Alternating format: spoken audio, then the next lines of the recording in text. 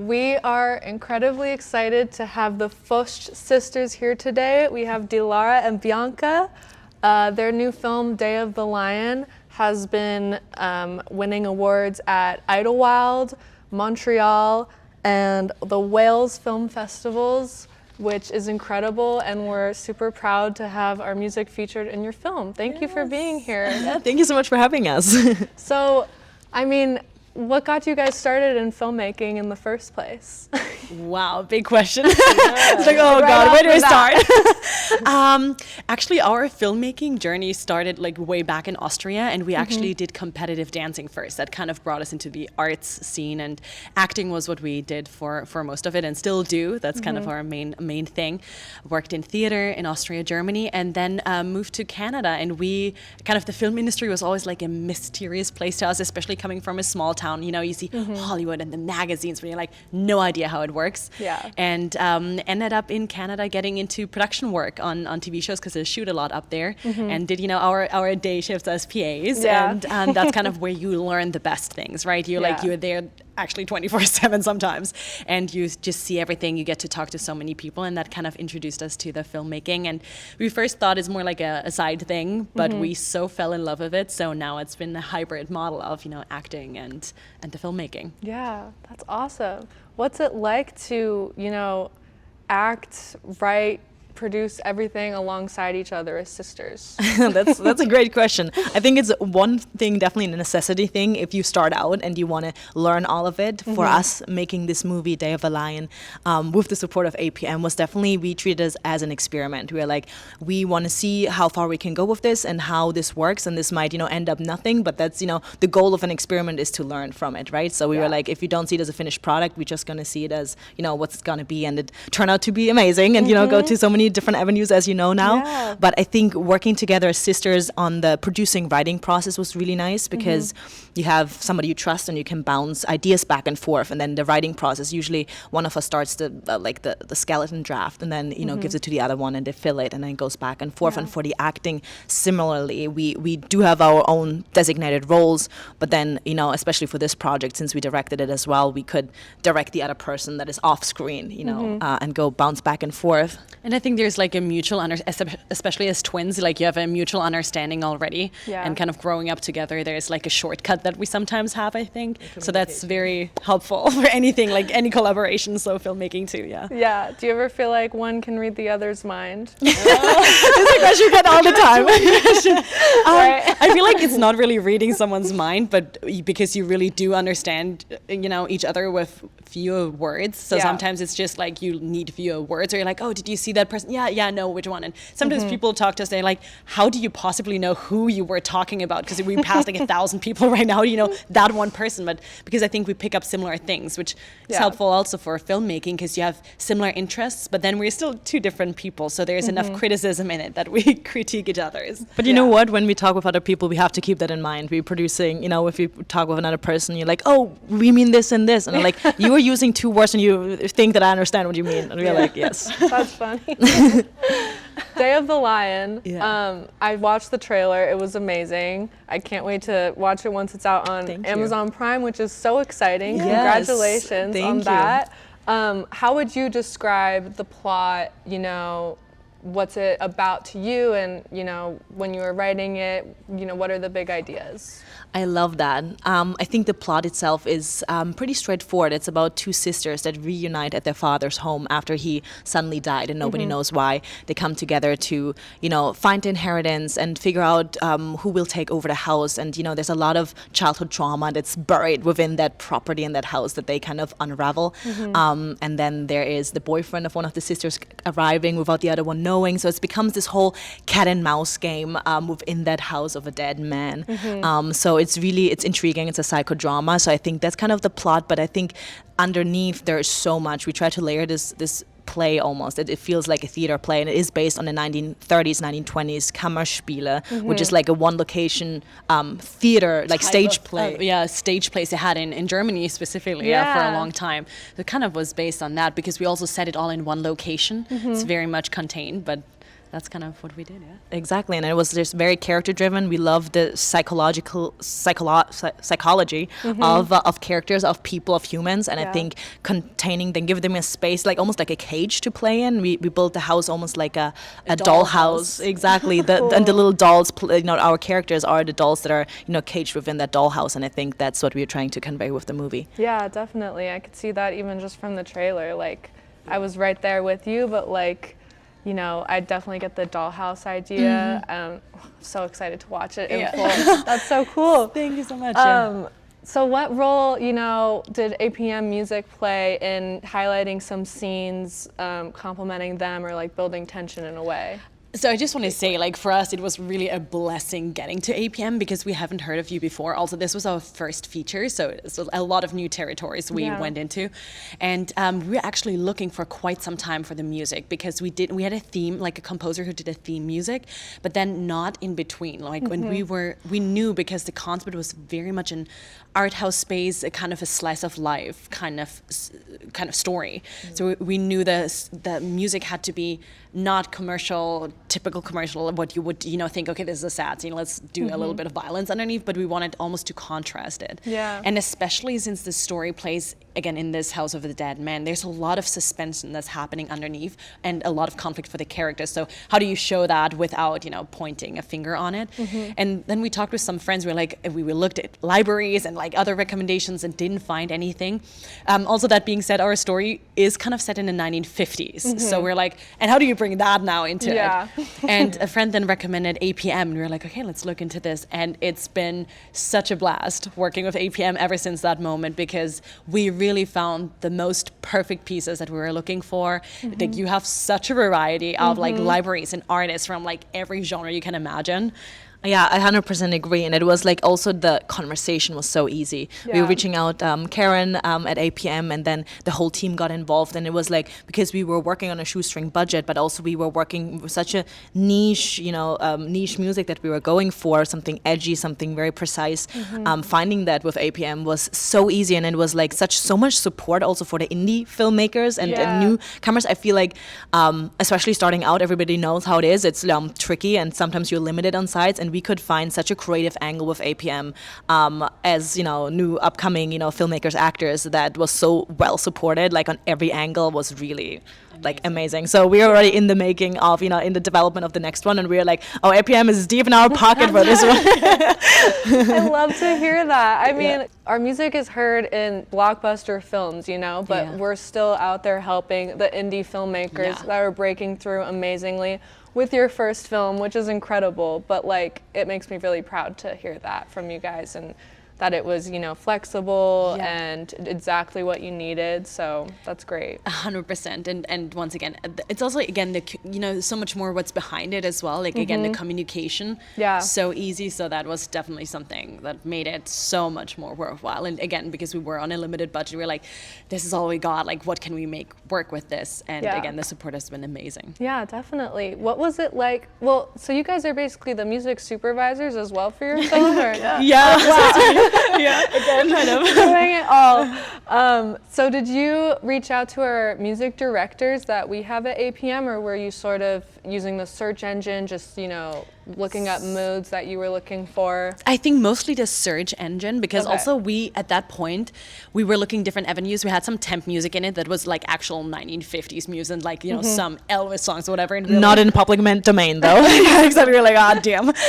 So we're, and then some scenes in some parts of the movie, we didn't even know where to go yet. So it was mostly search bar. And that was something that I really loved about the library too. You can put in like certain keywords and like instruments and, stuff like that. And it kind of gets filtered down. And sometimes I went completely different direction and filters you down a way that really made me like, oh, that's out there too. Like, I didn't even know that kind of music existed, right?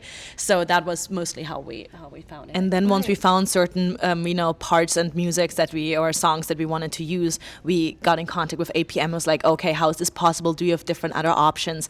And you gave us extra links and extra recommendations, and like, how can we help you to narrow this down a little bit, because you do have such a variety of different options. So it was kind of a combination of both, but first definitely the engine. It's very like great overview. It was very, easy to find stuff. Yeah, that's great. Yeah, I mean, next time if you have that Elvis track, you can also drop it in the search bar, and it'll give you similar results too. Really? Which is I great. didn't know you could do that. I love playing around with that.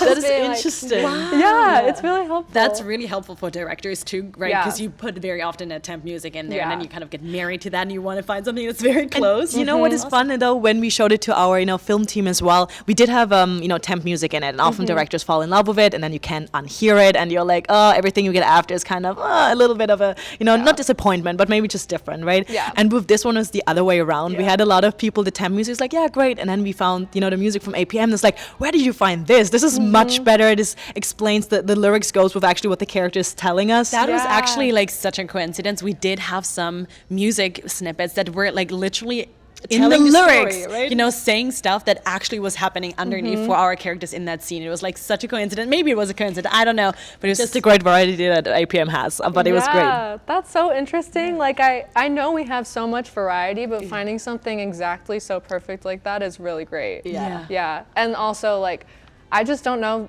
any other libraries. I mean, it's a very limited number that have that 50s archival, like, recorded in the 50s where your setting is, not just, emulating that Exactly. feeling. It's not the replicating it, but it really feels like that music. And again, you do have like a lot of variety through, like you've been around, you just mentioned it before, in 1980 something. Like almost 50 years. Right? This is like, there's a lot of variety still from that library that you're carrying, and that's amazing. And I think also like the earthy feeling. We wanted to shoot first on film, we didn't, but the movie still has that kind of feeling to it, and finding music that resonates with that and is recorded in a way that feels authentic was also like something we couldn't find anywhere out there but you. And I will say, like, the word of mouth is a great thing, right? That's how we actually got to you guys. So like, you're represented out there, and people are like spreading just the best about you guys. I'm so glad your friend decided to bring us Us too.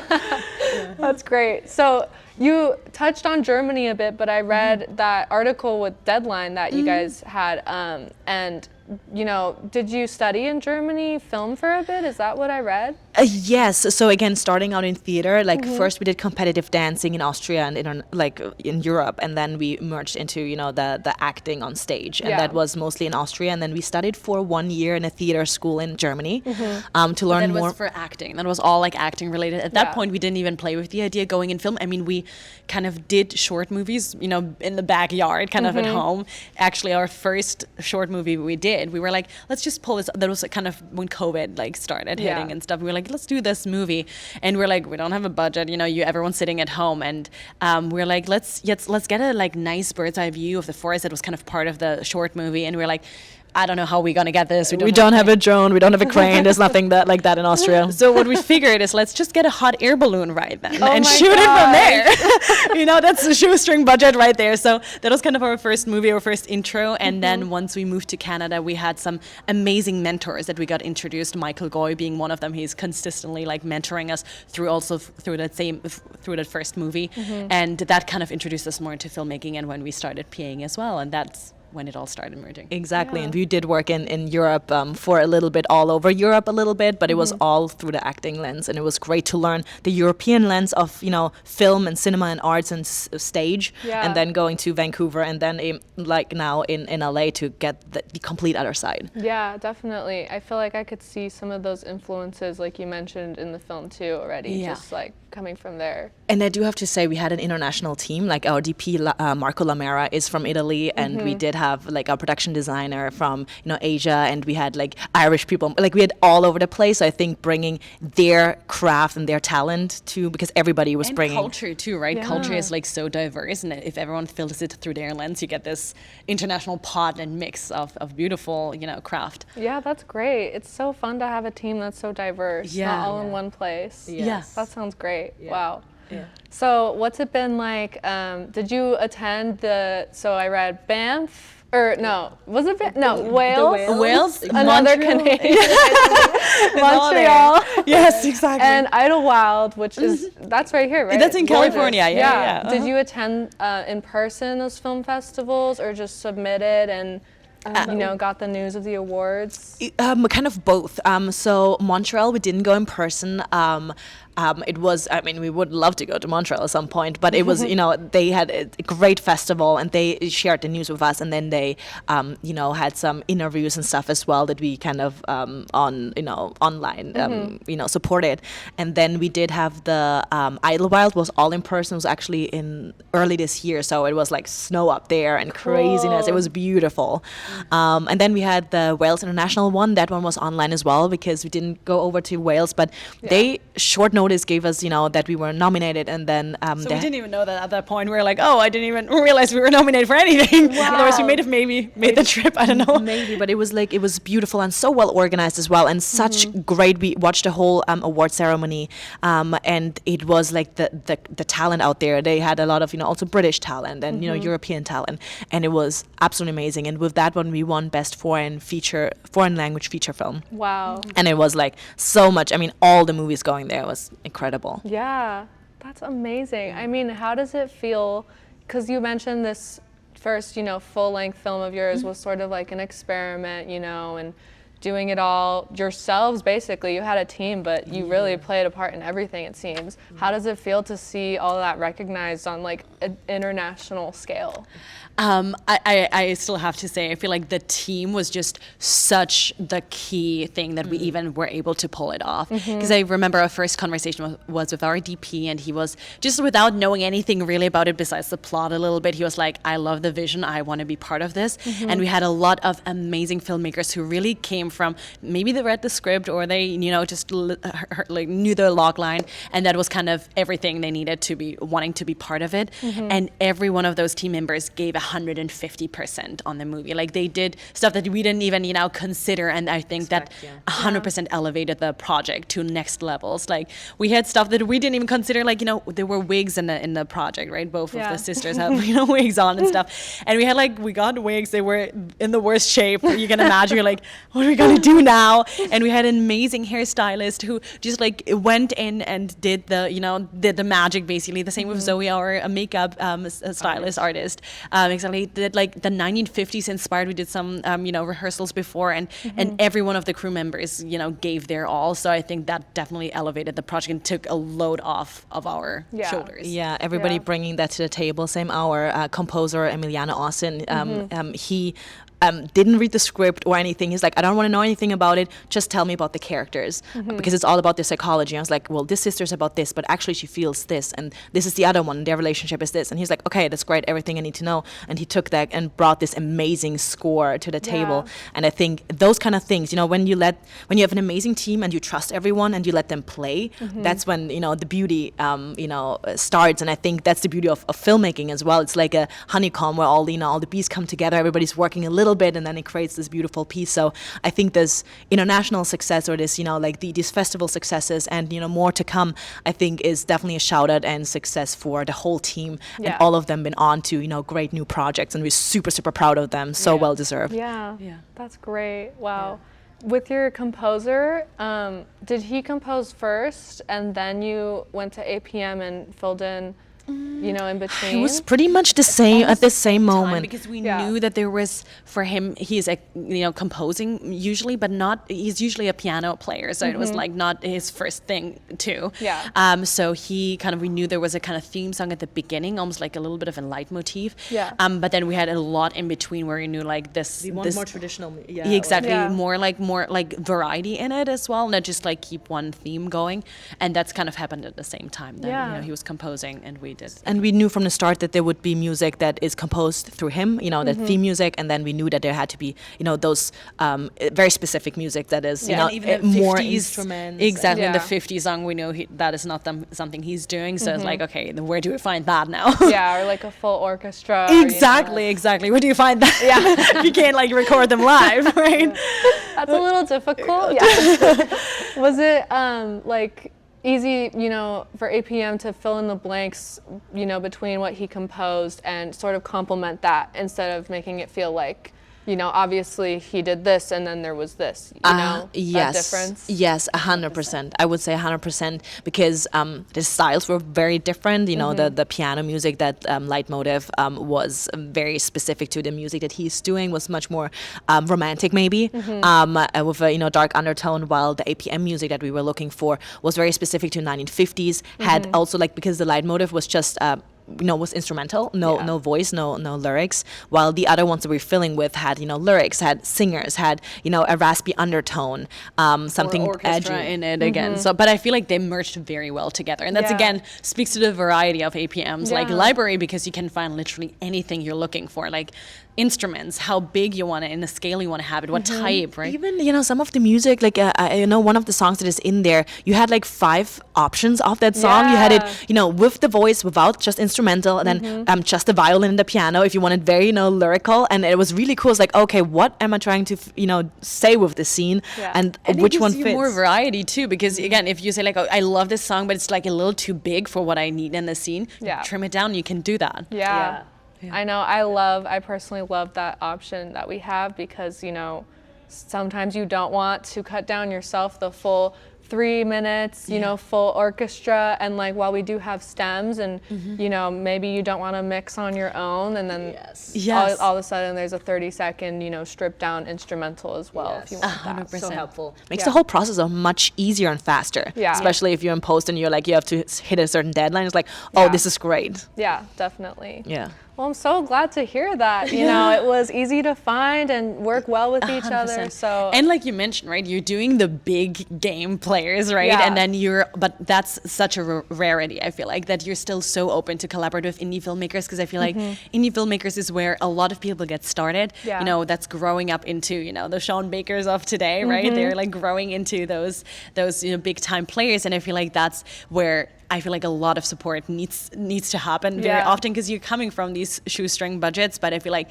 you know, kudos to anyone who goes out there and actually does it. So I feel like if you have like partners like APM that are just there to support and actually really support you along the way, and the communication being so open, that's like, it just makes it so much more easy. Yeah, that's great to hear. I'm really glad that we could, you know, help you guys, and, you know, like the Barbies and the Oppenheimers, but then also the indie filmmakers, because it is important, because, you know, you guys are growing too. You've already won awards, so it's great. I'm really happy to hear that. You mentioned working on your next film. Do you want to talk about that at all? Yes, if you give it this opportunity, 100%. It's a little bit different than the first one we do. We do try to level up, you know, budget-wise, you know, like how big the movie will be. We always use it as a step-by-step process, you know, like into the next, you know, next level. That one will be more of a psychological horror, maybe, psychological thriller. We say, imagine Ari Aster directs Alice in Wonderland. We do play with a lot of surrealism and, you know, craziness. It will be a collaboration with Austria, because we are from Austria, so we will have this sort of a co-production going on. But also this one will be very specific, highlighted in music, because we do go with traditional music from Austria, and then a great variety wherever it takes us in the story. So as I said, APM will definitely be a big part of it. We already did some research into like, similar tracks you have and so on for temp again, and then, you know, actually using it. So I think this will be a fun collaboration. And again, I feel story is, you know, I think Steven Spielberg said, you know, like he directs in a way that you get people almost to the tear, and then the score actually lets the tear drop. And I think that's so true. Music brings you to that, you know, the bucket to, you know, to fall. And I think that will be definitely part of our next movie as well. Yeah, amazing. Cool. Yeah. And didn't want anything to add? You already said everything. That's really exciting. So I know the Day of the Lion was also sort of psychological thriller, right? Yeah, we say it's a kind of a psychodrama, because it kind of starts slow and then ramps into something you wouldn't expect at the beginning. Is that like a genre of film that you both are really like interested in? It's I just had that same question asked us like just recently. I feel like not necessarily. I feel like also when it comes to the acting, I feel like Bianca is a little bit more on the darker side. She loves horror and thrillers and like, you know, the dark, moody, the gritty stuff.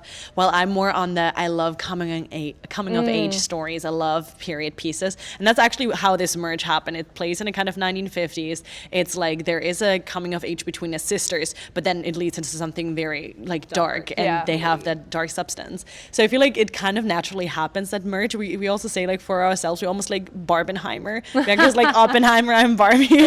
So you merge it nicely, exactly. I love that. But we do have like, you know, scripts on spec that are not at all connected to like a horror or thriller genre, but more in a comedy and, you know, also coming of age. Exactly. Cool. I think is when we write together, we definitely bring both angles, but I wouldn't say we are no genre specific going all into horror or thriller. That is only it. We love it. And I think the next one is going to be great for that culture. But then out of that, you know, we go different avenues. I think it's creating a body of work and creating, you know, a step-by-step honing your craft and, you know, getting better. And as long as you're curious, I think that will always keep you driving and learning, and because there's so much to learn. And I think that's the beauty of it. You do a project, you learn by doing it, and then you're smarter next time. Yeah, exactly. That's great. What are your favorite movies, both of you? Or top favorite? I love that. Love that question. Yes. Okay. I'm gonna start with mine. Okay. I have it on the tip of my tongue. I would say I love Birdman. Okay. Nice. It's definitely like it's one of these gritty movies. It feels indie, even though you know it's really well. It's so well done. I love the music in it as well. I would say I, Tonya is also one of the great ones. I really love. Yeah. Margot Robbie's in general like a huge role model in what she's doing. Like she also came from the acting and still is doing that. Yeah. But then made it so nicely how she pulled off her production company and everything. So really inspiring. Also like the role she created for herself are amazing. So I, Tonya, love that one too. Yes, and then I think one more is Winter's Bone by Deborah Granick. I think that's a very bare bone indie that is so beautifully done, and it shows you how much you can do on a indie scale. So such beautiful work. But what is yours? I love Little Women by Greta Gerwig, the one that was in 2019. I love it because I mean, the story is great, and we've, you know, most of us have read the books and all that, but I feel like how she pulled it off was so dear to my heart. I mean, we're also 2 of like 5 kids. So like it felt very like close to that, and she has a very beautiful lens of how she tells coming of age stories. Yes, so I really love that. It's one of my favorite movies, but there's so many good movies. Say Corsage. We have to shout out. Yeah, to that our one too. Austrian. Yes, because we do have like there's a director from our hometown actually, Marie Kreutzer, and she is an amazing female director. And there's a movie that came out also a couple of years back. It's Corsage, and it's about the Empress in Austria, and that's also one of my favorite. Again, period piece. I love period pieces. That's a brilliant movie. That's Shout one. out to her for sure. Wow. I must say I watched The Empress, the TV show Yes, about the Empress of about Austria. Sicily. Yeah. I love that show. It's so good. Yes. As you know, you mentioned Margot Robbie and her production company, and then, you know, female director from Austria. What's it like being a young woman in this industry? Do you have any advice for, you know, other aspiring female like women in film? I feel like I have to say that we are coming in an era where we are past Me Too and these, you know, stories. So I feel like we are so much luckier in a way than a lot of women before us. Yeah. And I also have to say that we have been so lucky in so many avenues, I have to say. A lot of the mentors we had, they're all like brilliant filmmakers. A lot of them, again, mentor figures. And we've been mentored by both women and men. So I would say I personally had a very good experience so far, and not really too much, you know, negativity or anything. More so that people were coming in and saying like, hey, we understand where you're coming from, and, you know, female filmmakers and, you know, from different countries, different cultures, all that stuff. So I feel like there was a lot of support actually that we got. Nice. Yeah, I would say so too. I think as women, also as sisters, we approach every film through, I mean, they call it the female lens. I think you just bring in a different curiosity maybe, but, you know, I love that we get to explore it in the way we can, and you know, bring that Austrian maybe history to it as well. Yeah. Absolutely, but I feel like obviously there always should be an awareness of, you know, where Young the female, exactly, young female filmmakers, but also just, you know, coming up, like, you know, you always got to be aware of kind of what, not only the stories you want to tell, but also like, that it's an industry where it's still a little more male dominated. So I feel like it's just like you want to keep that in the back of your mind, especially young. I've talked with young female filmmakers too, and I feel like you gotta sometimes stay true to yourself. I think it comes down to listening to your gut feelings and staying true to yourself. It doesn't matter what kind of filmmaker you are, female, male, anything in between. I think staying true to what the stories you want to tell and what seems right to you. And even if other people, say, oh, this is not possible, or this seems too complicated, whatever it is, listen to your guts and see if that's resonating with you. And if it does, then go that route. Yeah, I think that's a good advice. I was like, I kind of looping around. I was like, what did I think Dilara, I got you. I think that's what you wanted to say. The connection. Yes, exactly. It happened right there. No, that's great advice. Totally agree with that. Yeah, I love that. I'm gonna jump to this little game we play, this or that. So you pick one from this choice of two. Ooh, I love it. And it's played. Yeah. Okay. Writing or acting? Ooh. And we have to pick one? Mm-hmm. That's the game, Bianca. Yeah, that's how it works. It's so funny because usually I ask my friend those things and I was like, oh, that's such a mean question. I was like, I know. Now I have to answer it. I would say acting. Okay. Yeah. I would say acting too. I think that's where we started out. That's where we are in. That's also our passion. That's like, we started on stages. It's just like, honed in. I think that the filmmaking is a vehicle for our acting too. But I think, honestly, my answer would be writing is acting and acting is writing, because I think it you always try to. Like, it's a gray area, right? She's always doing that every time. Okay. I like that as thinking outside the box. Yes. Indie or blockbuster film? Ooh, see? These questions. Bianca will be saying like an indie movie also can be a blockbuster. You know what? I would say I think probably Dilara's more the blockbuster vibe, while I'm more the indie vibe. I would have said indie too, actually. I would have said indie. Just because I feel like that's the room we're playing in right now, and it gives you a lot of. Sometimes you have less voices, right, that come together, so a little bit more freedom, maybe. At least that's what we experienced on our last one, also because it was on such an indie scale. You know how I answer? Once I'm at the blockbuster level, I can answer the question, because then I can compare. Right now, I can. That's true. See, love it. Canada or Europe, Austria? Oh, wow. I would say Europe, because that's where we grew up, and I feel like a lot of my identity is rooted in that. We lived for 3 years in Canada, so it's such a love for Canada. But again, I grew up like more than 10 years in Austria. Yeah. Same here. I would say Europe. Yeah. I would say the same. Right, you're on the same page. Film festival screening, big audience, or very intimate, small theater screening? What's the purpose? I think it depends on the goal a little bit, right? I say festivals just because I would love to have a movie screening, like, at a Cannes or something at some point. That would be amazing. Also, just to see how does it resonate. That's always the most fun thing, even when we did our intimate screenings. Yeah. You see how does it resonate? Where do people laugh? Or something, you didn't even recognize it's supposed to be funny, but apparently, like, some people take a joke or, that's their reaction to it. That's the best thing to see. Yeah, and I think on a bigger scale, you probably feel the energy of people, and I think that would be fun, Yeah, cool. For music, upbeat, tempo, or very slow music? Also depends on the mood, I would say, right? I would say slow, probably. I love it because it gives me kind of time to like really feel with a character, a story. Yeah. I would say depending if I use it for a movie or for myself, I love like 90s, 80s rock, so I would probably go more upbeat and like rock and roll, but for a movie, depending where it fits. Nice. Nice. Yeah, that's a good caveat. So what about personal music? Do you like more upbeat or slow? Just personal listening. I have such a weird music kind of taste. I go from like one day I would listen to musical songs like West Side Story and all that, and then next day I go to indie pop coffee house music. So it can be like literally everything. For the movie, for example, right? It was like there were slow times where it's like building tension, and we put like a 1950s, pop like rock in there, and you're like, wow. But that's what I love, the contrast. Yeah, that's really cool. You. I mean, you're like I think that like the 90s rock, but then there's also Ludovico Einaudi. Have you heard? Yeah. His piano music is like so true to my heart. So yeah. Yeah, both. definitely. I'm the same way. Yeah. It's a slow piano kind of day, or it's a heavy rock and roll. Heavy metal. You need the energy. Yeah, exactly. Yeah. Well, that's all my questions. Thank you guys so much. I really appreciate you coming in and telling your story, and so proud to have APM as, you know, part of your storytelling. Thank you so much for having us. And like, this felt so nice. Just like, also, I feel like this is something that has been sitting with us for a long time. And, you know, the movie is done and you